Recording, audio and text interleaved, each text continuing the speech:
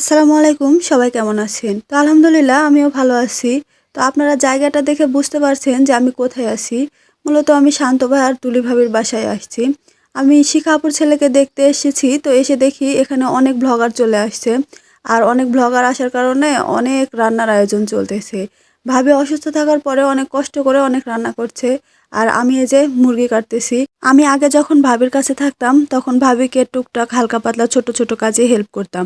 ভাবি যখন রান্না করতো তখন বসে বসে দেখতাম আর শিখে নিতাম যে ভাবি কিভাবে রান্না করে। যারা শান্ত ভাইয়া ও তুলি ভাবির পেজটা দেখেন তারা অবশ্যই জানেন যে তুলি ভাবি কত সুন্দর রান্না করে।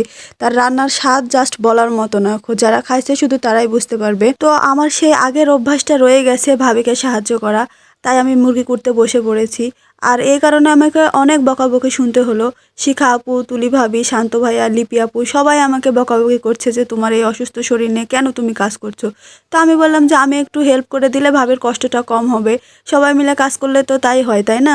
তো লিপি আপু বলছে ঠিক আছে, তাহলে আমিও আজ এই মাছগুলো রান্না করব।